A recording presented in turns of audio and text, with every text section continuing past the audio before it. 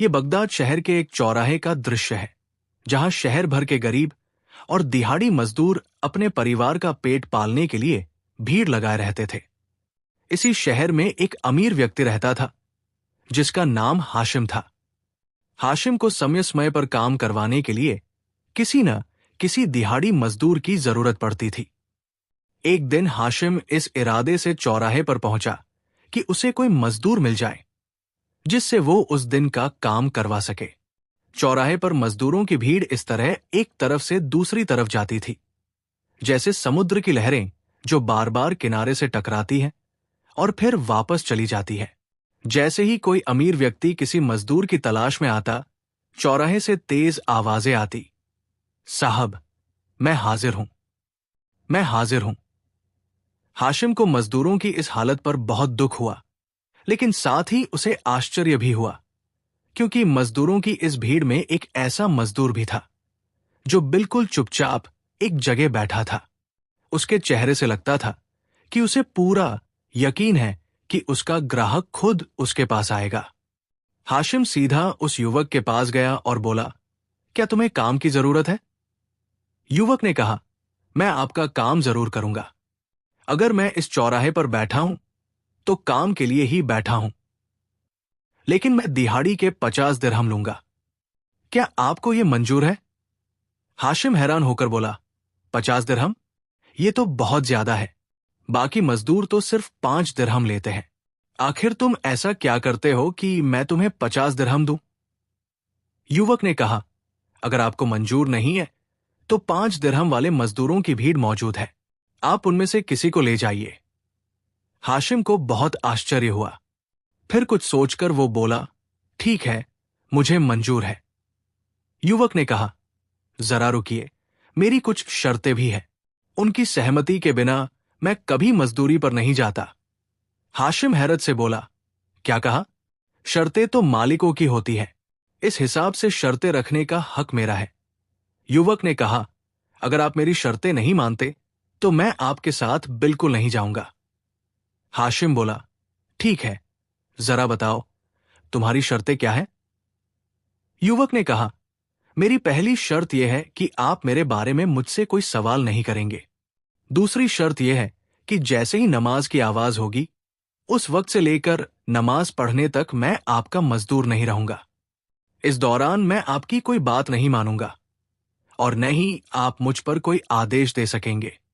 मेरी तीसरी शर्त यह है कि अगर आपने मुझसे कोई सवाल किया तो ये मेरी मर्जी होगी कि मैं उसका जवाब दूं या न दूं। हाशिम ये सुनकर मुस्कुराया और बोला, बड़े अनोखे मजदूर हो। चलो, ये भी मुझे मंजूर है। अब अपना सामान लो और काम पर चलो। इस तरह हाशिम और वो युवक चलते चलते हाशिम के घर पहुंच गए। युवक ने काम शुरू किया तो हाशिम देखकर हैरान रह गया कि जो काम एक मजदूर पूरे दिन में करता है, उसने वो काम सिर्फ 2 घंटे में कर दिया। हाशिम ने उसे और काम पर लगाया और खुद कहीं बाहर चला गया। मजदूर गली में मिट्टी खोद रहा था कि तभी नमाज की आवाज शुरू हो गई। मजदूर ने कुदाल वही फेंकी और वहां से जाने लगा। हाशिम के बेटे ने देखा कि मजदूर मिट्टी के ढेर को गली में छोड़कर जा रहा है, तो उसने कहा, अरे जरा रुको, इस मिट्टी को तो बराबर करते जाओ। युवक बोला, चुप रहो, इस वक्त मैं तुम्हारे बाप की भी नहीं सुनूंगा। जब नमाज की आवाज होती है तो मैं दुनिया का हर काम भूल जाता हूं और सिर्फ उसी की सुनता हूं जो सब कुछ सुनने और जानने वाला है। अगर तुम चाहो तो मिट्टी को खुद बराबर कर सकते हो। वैसे भी मेरी तुम्हारे बाप से बात हो चुकी है। इसके बाद युवक नमाज पढ़कर वापस आया और फिर काम पर लग गया। तभी हाशिम बाहर से लौटा और युवक से पूछा, क्या मैं तुम्हारे लिए खाना लाऊं? युवक ने कहा, मैं उपवास पर हूं। हाशिम बहुत हैरान हुआ और सोचने लगा कि अभी तो रमजान शुरू भी नहीं हुआ और ये युवक अतिरिक्त उपवास रखकर मजदूरी कर रहा है। जब शाम होने लगी तो हाशिम बोला, ए युवक, ये लो तुम्हारे 50 दिरहम। वैसे तुम्हारा नाम क्या है? युवक बोला, साहब, मैंने आपसे कहा था कि जिस सवाल का जवाब मैं न देना चाहूं वो सवाल आप मुझसे नहीं पूछेंगे। मैं आपके इस सवाल का जवाब नहीं दे सकता। उम्मीद है आप बुरा नहीं मानेंगे। अच्छा, अलविदा। ये कहकर वो वहां से चला गया और हाशिम हैरत से उसे देखता रहा, लेकिन उसके मन में बेचैनी थी। उसने जैसे तैसे रात गुजारी और अगले दिन फिर चौराहे पर पहुंच गया। एक बार फिर मजदूरों की भीड़ अपने दिन के मालिक की तलाश में शोर मचा रही थी, लेकिन आज वो युवक वहां मौजूद नहीं था। हाशिम ने दूसरे मजदूरों से पूछा तो उनमें से एक ने बताया, साहब, वो सिर्फ सोमवार और शनिवार को ही आता है। ये सुनकर हाशिम घर की ओर चल पड़ा। अभी वो कुछ ही दूर चला था कि एक बूढ़े व्यक्ति ने पीछे से आवाज दी, बेटा, जरा बात सुनो। ये एक बहुत कमजोर व्यक्ति की आवाज थी, जो मुश्किल से चल पा रहा था। उसने कहा, क्या तुम मुझे कुएं के पास वाले पेड़ तक छोड़ दोगे? हाशिम बोला, जी, जरूर छोड़ दूंगा, लेकिन आप वहां क्यों जाना चाहते हैं? बूढ़े ने कहा, दरअसल मेरा बेटा काफी समय से बीमार है और आज उसकी दवा खत्म हो गई है, लेकिन मुझे जरा भी चिंता नहीं है, क्योंकि मुझे यकीन है कि भगवान ने मेरे बेटे के लिए 1 हफ्ते की दवा का इंतजाम कर रखा है। तुम मुझे बस वहां पहुंचा दो, भगवान तुम्हें इस नेकी का इनाम देगा। हाशिम, जो पहले ही हैरान और परेशान था, इस बूढ़े की बातें सुनकर और ज्यादा हैरत में पड़ गया। उसने बूढ़े को कुएं के पेड़ के पास छोड़ा और खुद एक तरफ छिपकर देखने लगा कि आखिर ये बूढ़ा दवा कहां से लेता है। कुछ देर इंतजार करने के बाद तेज कदमों से एक व्यक्ति आया, जिसने अपना चेहरा नीले रुमाल से ढका हुआ था। वो वहां पहुंचा और बोला, ए बूढ़े, मुझे माफ करना, आज जरा देर हो गई। उसने दवा का थैला बूढ़े को दिया और जाने के लिए मुड़ा ही था कि बूढ़े ने उसका हाथ पकड़ लिया और बोला, ए भगवान के नेक इंसान, मुझे अपना चेहरा तो दिखाओ। मैं अपने मददगार को अपनी आंखों से देखकर दुआ देना चाहता हूं। नीले रुमाल वाला बोला, ए बूढ़े, यकीन मानो, इसमें मेरा कोई कमाल नहीं। बस इतना समझ लो कि उस नीले आसमान वाले ने इस नीले रुमाल वाले को तुम्हारी मदद करने के लिए भेजा है। ये कहकर वो वहां से चला गया।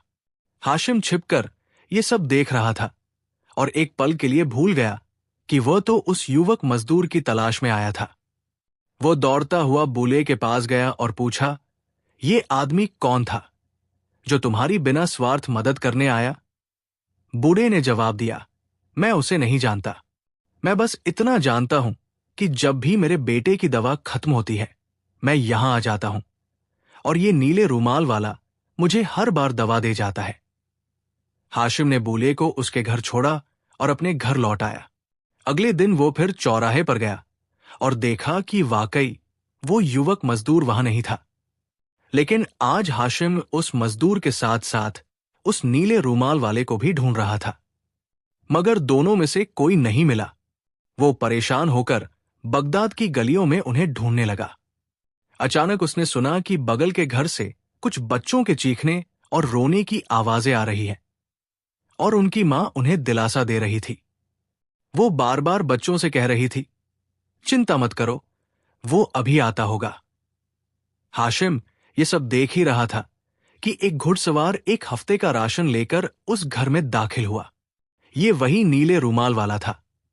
हाशिम दरवाजे के पास गया तो देखा कि छोटे बच्चे जो अभी भूख से रो रहे थे, खुशी से नीले रुमाल वाले से लिपटकर प्यार जता रहे थे और उनकी मां हाथ उठाकर उसे दुआएं दे रही थी। हाशिम ये सब देख रहा था कि तभी नीला रुमाल वाला बाहर निकला। हाशिम ने उसे रोका और पूछा, ए भगवान के बंदे, तुमने तो मुझे तुम्हारा मुरीद बना लिया। नीले रुमाल वाले ने एक पल के लिए हाशिम की ओर देखा, जैसे मुस्कुरा रहा हो, और फिर बिना कुछ कहे घोड़े पर सवार होकर हवा की तरह चला गया। जब वो चला गया तो हाशिम उस औरत के घर में गया। घर की जर्जर हालत बता रही थी कि ये एक विधवा का घर है। हाशिम ने औरत से पूछा, क्या तुम्हें पता है कि ये नीले रुमाल वाला कौन है? औरत ने जवाब दिया, मैं उसे नहीं जानती। मैं बस इतना जानती हूं कि ये कोई फरिश्ता जैसा इंसान है जो मुझे हर हफ्ते खाने पीने का सामान दे जाता है। आज वो थोड़ा देर से आया और पहली बार ऐसा हुआ कि मेरे बच्चों के रोने की आवाज गली तक पहुंची, वरना पहले कभी ऐसा नहीं हुआ कि वो एक पल भी देर से आए। ये सुनकर हाशिम वहां से लौटा और सोच में डूबा हुआ घर आ गया। अगले 2 दिन भी वो बगदाद की गलियों और बाजारों में उस मजदूर और नीले रुमाल वाले को ढूंढता रहा, मगर दोनों का कोई पता नहीं चला। शनिवार को वो चौराहे पर पहुंचा और देखा कि वो युवक मजदूर वहां मौजूद था। हाशिम सीधा उसके पास गया और बोला, मैंने तुम्हें कहाँ कहाँ नहीं ढूंढा। बाकी मजदूरों ने बताया कि तुम सिर्फ सोमवार और शनिवार को आते हो। चलो, अब मेरे साथ चलो। मैंने ठान लिया है कि चाहे तुम सोमवार को आओ या शनिवार को, काम मैं तुमसे ही करवाऊंगा। युवक बोला, मगर मेरी शर्तें तो याद है ना? हाशिम बोला, हाँ, अच्छी तरह याद है। युवक ने कहा, मगर शनिवार को मेरी मजदूरी की शर्त बदल जाती है। हाशिम मुस्कुराकर बोला, तो क्या तुम अब शनिवार को 50 की जगह 100 दिरहम लोगे? युवक बोला, नहीं, शनिवार को मैं सिर्फ 3 दिरहम लेता हूं। हाशिम बोला, भाई, तुम्हारी शर्तें तो मुझे हर बार हैरान कर देती है। क्या तुम बता सकते हो कि तुम सोमवार को 50 दिरहम लेते हो, मगर शनिवार को सिर्फ 3? आखिर ऐसा क्यों? युवक बोला, साहब, मैंने कहा था कि जिस सवाल का जवाब मैं न देना चाहूं, वो मैं नहीं दूंगा। इसके बाद हाशिम ने उस मजदूर को अपने साथ लिया और घर जाकर काम पर लगा दिया। अगले कई महीनों तक यही सिलसिला चलता रहा। हाशिम हर सोमवार और शनिवार को चौराहे पर जाता और युवक हर बार अपनी शर्तें याद दिलाता। हाशिम हर बार उसकी शर्तें सुनकर उसी से काम करवाता। इस दौरान वो बगदाद की गलियों और बाजारों में भी घूमता रहा और कई बार उसे नीले रूमाल वाला दिख जाता, जो किसी न किसी गरीब की मदद कर रहा होता। हाशिम ने कई बार उसे रोककर पूछने की कोशिश की कि वो कौन है और कहां से आता है, मगर हर बार वो व्यक्ति उसे एक पल देखकर चला जाता। एक दिन हाशिम चौराहे पर उस मजदूर को लेने गया तो वो वहां नहीं था। उसने बाकी मजदूरों से पूछा तो उन्होंने बताया, साहब, आज वो नहीं आया, उसकी तबीयत खराब है, मगर उसने आपके लिए एक संदेश भेजा है कि फला गली के कोने पर उसका घर है, वो वहां आपका इंतजार करेगा। ये सुनकर हाशिम दौड़ता हुआ उस घर की ओर गया। वहां पहुंचकर उसने दरवाजा खटखटाया तो अंदर से आवाज आई, साहब, अंदर आ जाइए, दरवाजा खुला है। हाशिम अंदर गया तो देखा कि मजदूर की हालत बहुत खराब है और उसका शरीर कांप रहा है। युवक ने कहा, साहब, मौत सच है, कोई नहीं जानता कि वो कब आ जाए। मुझे लगता है कि मेरा समय आ गया है। अगर आज रात मेरा देहांत हो जाए तो आपसे गुजारिश है कि मेरे मरने के बाद मेरे कुछ काम कर दीजिएगा। भगवान आपको इसका इनाम देगा। मैं आपके हर उस सवाल का जवाब देना चाहता हूं जिसके लिए आप मुझसे जिद करते थे। इतना कहकर उसने पास पड़े एक छोटे से संदूक को खोला और उसमें से एक पीतल का डिब्बा निकाला जिसका ढक्कन अच्छी तरह बंद था। उसने वो डिब्बा हाशिम को देते हुए कहा, साहब, बगदाद के चौराहे के पास एक पेड़ है। ये डिब्बा लेकर आप उस पेड़ के नीचे खड़े हो जाना और तब तक वहां रहना जब तक एक सफेद दाढ़ी वाला बूढ़ा वहां ना आए। वो आपसे ये डिब्बा मांगेगा, आप ये डिब्बा उसे दे देना। फिर उसने एक अंगूठी हाशिम को दी और बोला, साहब, ये अंगूठी खलीफा की अमानत है, आप इसे उन तक पहुंचा दीजिएगा। मुझे पता है कि वो आपसे आसानी से बात नहीं करेंगे क्योंकि वो बादशाह है। मेरी तीसरी गुजारिश ये है कि मेरे मरने के बाद मेरे शव को चारपाई समेत गली में रख दीजिएगा। मेरे कफन फन का इंतजाम हो जाएगा। हाशिम ने अंगूठी और डिब्बा लेते हुए कहा, मैं तुम्हारे काम अच्छी तरह करूंगा, मगर मेरे सवालों का जवाब तो तुमने दिया ही नहीं। तुम कौन हो? तुम्हारा नाम क्या है? शनिवार को तुम सिर्फ 3 दिरहम लेकर पूरा दिन काम करते हो, मगर सोमवार को 50 दिरहम लेते हो। युवक बोला, अगर आप मेरे ये सारे काम कर देंगे तो आपको आपके हर सवाल का जवाब जरूर मिल जाएगा। अब मैं आपसे गुजारिश करता हूं कि मुझे अकेला छोड़ दें। मैं अपने भगवान के साथ अकेले रहना चाहता हूं। आज रात मुझे बहुत माफी मांगनी है। हाशिम बोला, आखिर तुम्हें इस हाल में कैसे छोड़ जाऊं? मगर युवक के जिद करने पर हाशिम न चाहते हुए भी वहां से चला गया। उस रात हाशिम बहुत बेचैन रहा। पूरी रात करवटें बदलते गुजरी। सुबह सूरज निकला तो वो फौरन उस युवक के घर की ओर दौड़ा। वहां पहुंचा तो देखा कि दरवाजा पहले से खुला है। हाशिम अंदर गया तो खुशबूदार हवा के झोंके उसका स्वागत कर रहे थे। कमरे में जाकर देखा तो पता चला कि युवक की आत्मा तो उड़ चुकी थी। हाशिम की आंखें ये देखकर आंसुओं से भर गई। उसने वसीयत के मुताबिक युवक के शव को गली में रख दिया और तेजी से चौराहे की ओर भागा। वो डिब्बा लेकर उस पेड़ के पास खड़ा हो गया जिसका युवक ने जिक्र किया था। कुछ देर बाद लोगों की भीड़ जमा होने लगी।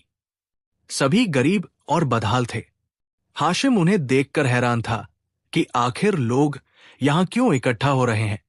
वे सभी उदास चेहरों के साथ उस पीतल के डिब्बे को देख रहे थे। कुछ देर बाद एक सफेद दाढ़ी वाला बूढ़ा आया और हाशिम से डिब्बा लेने के लिए हाथ बढ़ाया। हाशिम ने डिब्बा उसे दे दिया। बूढ़े ने आंसुओं भरी आंखों से डिब्बा खोला और उसमें से एक नीला रूमाल निकाला जिसमें से 2 दिरहम खनकते हुए जमीन पर गिर पड़े। ये वही नीला रूमाल था जिसे वो मददगार इंसान अपने चेहरे पर बांधता था। नीला रूमाल देखते ही चौराहा रोने और चीखने की आवाजों से गूंज उठा। वहां कोई ऐसा नहीं था जिसकी आंखों में आंसू न हो। हाशिम अपने आंसुओं को रोक न सका। अब यह राज खुल चुका था कि वो युवक मजदूर ही नीले रूमाल वाला था। बूढ़े ने हाशिम की ओर देखते हुए कहा, तुमने सही समझा। ये वही भगवान का बंदा था जो हफ्ते में 2 बार मजदूरी करता था।